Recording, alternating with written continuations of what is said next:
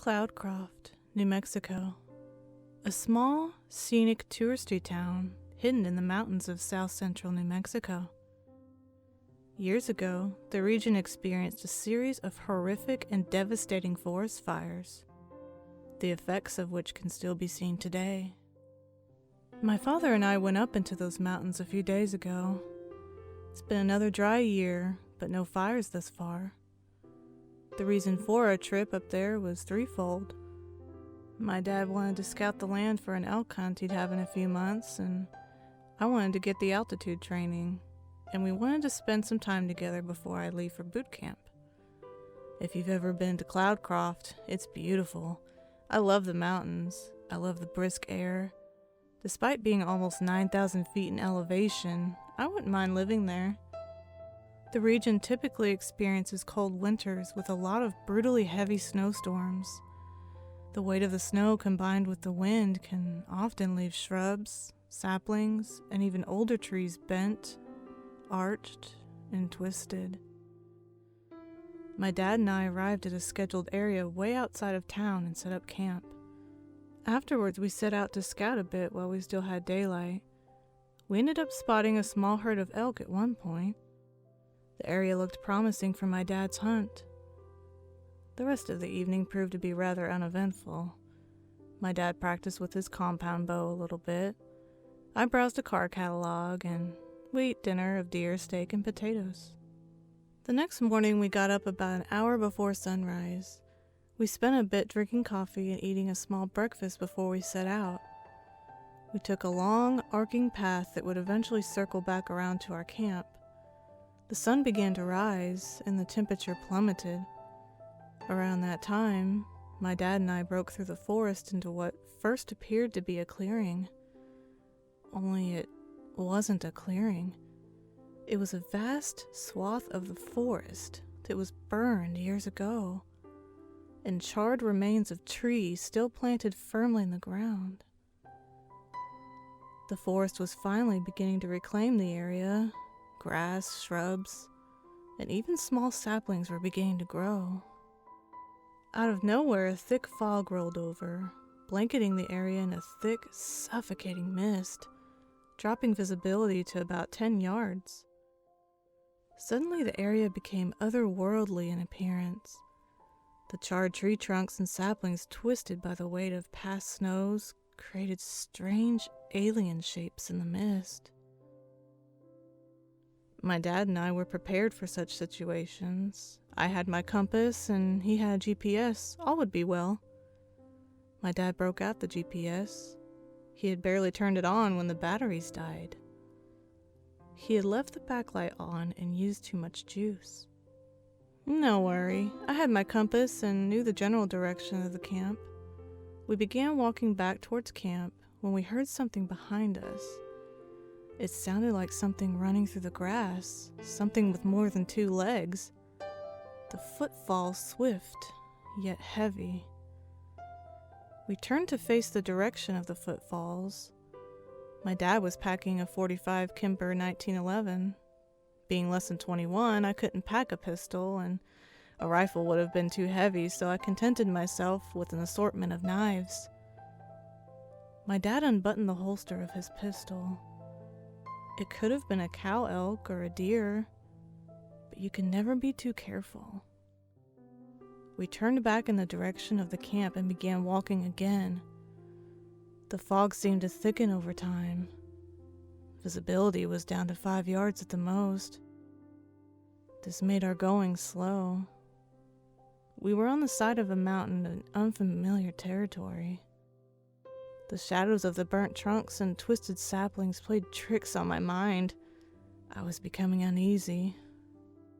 Suddenly another noise came from behind us, only it wasn't footsteps this time. It was a whistle. It rose in pitch and gave way to a low warble. It reminded me of that dinosaur from Jurassic Park that sprayed that fat dude in the face. This time when we turned in the direction of the noise, my dad knelt and unholstered his 1911, aiming in the direction of the noise. It wasn't an elk or a deer, and if it was a bird, it wasn't anything we'd ever heard before. Perhaps some kids were trying to mess with us. We sat there, tense and alert, for what seemed like an eternity. Finally, my dad holstered his pistol and suggested we pick up the pace back to camp. But the moment we stood up and turned back around, something rushed past us on our right side. Coming from uphill, it passed us and covered distance blindingly fast. As it passed, I felt like something smacked into my right thigh, and then it was gone. It wasn't until I tried to take a step that I knew something was wrong. My right leg gave out from underneath me, and I face planted on the ground. My dad rushed over to my side and turned me over. We looked down at my leg to find that it was bleeding. A cut, made with almost surgical precision, ran 6 inches down my thigh and almost 2 inches deep. That was when the pain hit. It felt like someone had taken a superheated spike to my leg. I'm not gonna lie, I wasn't quiet about it. My dad took the first aid kit from his pack and was in the process of removing the bandages when that thing rushed towards us again. This time, it came towards us from downhill, and naturally it wasn't as swift. As it passed, I caught a glimpse of unnaturally long legs, a bent and arched frame, and pale, leathery skin. My dad removed his pistol and squeezed off 2 shots at it as it ran past, but his shots were rushed and they went wild. He set his pistol down and went back to putting pressure on my leg and wrapping it. Slapdash bandage job done. My dad wrapped my arm over his shoulders and helped me up. We began going as fast as we could back to the camp, but I was injured. The fog was thick, and we were disoriented. The going was slow. We heard the whistle again from downhill to our left. My dad took out his pistol yet again and aimed in its direction. It came from directly behind us. We didn't hear it running at us until it was too late. I saw it sprint by in a blur. My dad grunted and dropped to the ground. Without his support, I involuntarily followed suit. He was clutching his abdomen below his left rib cage. His shirt and jacket were torn and blood flowed freely from between his fingers. The whistle came again, this time from in front of us. I turned to see its shadow coming at us from the mist. I reached for my dad's gun, but it was like I was moving through molasses. Before I could grab the gun and aim, the creature had closed the distance, grabbed my dad, and was gone. I collapsed on the ground. I could still hear my dad's screams echoing in the mountains. My leg wound was bleeding through the bandage. I needed to get moving or I'd either bleed out or worse. But first I needed to be ready to defend myself. I grabbed a K-bar knife from my belt. It was a birthday gift from my dad when I turned 18. Its blade was recently sharpened and oiled, its handle sturdy and true. It wasn't a .45 1911, but it was better than nothing. Unsteadily, I stood up and hobbled in the direction of the camp. I was a sitting duck, alone, lost, disoriented, injured, armed only with a knife, and with severely limited visibility. I was easy prey and I knew it. If I got out of the fog, maybe I would have a better chance, if only slightly. I heard something coming at me from behind. I couldn't jump to any side due to my legs, so I fell to my left. But that's what saved me. As I fell, the thing flew by right where I was just standing. So instead of being taken by whatever it was, I rolled uncontrollably downhill almost 100 yards. I rolled over thorny shrubs, logs, and rocks. I rolled into and bounced off tree stumps. My pack was ripped off my shoulders somewhere down the way. My plummet was only stopped when I crashed into a blackened, charred tree trunk with a sickening crunch. I forced myself to sit up and assess the damage. I was cut up, beat up, and bruised. My clothes were in shreds, cuts and scrapes showing through the holes and tears. Sitting up was excruciatingly painful. I could feel that multiple ribs had been fractured or broken. The cut the creature had made on my leg was bleeding profusely. There was also a cut above my right eye that was bleeding down my face, forcing me to keep that eye closed. I was toast. I sat there, propped up against the blackened tree trunk. I had lost my K-bars somewhere uphill, but I had more knives. I grabbed a buck hunting knife. The blade was 5.5 inches long, thick and heavy. If I was going to be torn apart by this creature, I might as well make the thing hurt too.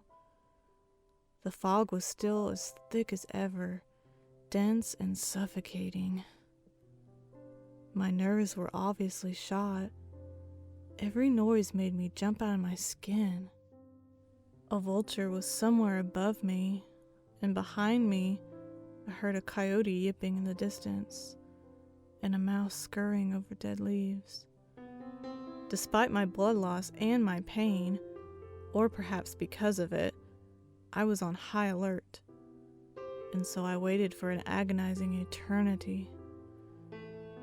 The whistle came again, loud, low, and long. The creature knew it had won. It was coming for me. Only a few minutes later, directly ahead of me, a shadow came at me from the mist, long, slender, and arched. Out of the fog, the creature formed into full view. The skin was thick and leathery, yet so pale. It seemed to be stretched and drawn so tightly over its frame that every bone could be counted. Its tail was short and stiff.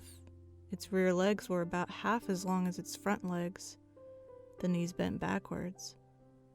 Its front legs were so long and thin, they ended in 3 long fingers, but it walked on its knuckles like a gorilla.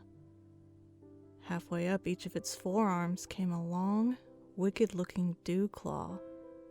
They both dripped with fresh blood.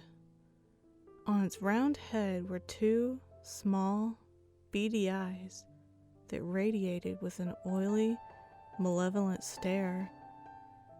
2 large drum-like membranes sat behind its eyes, like what you would see on a frog.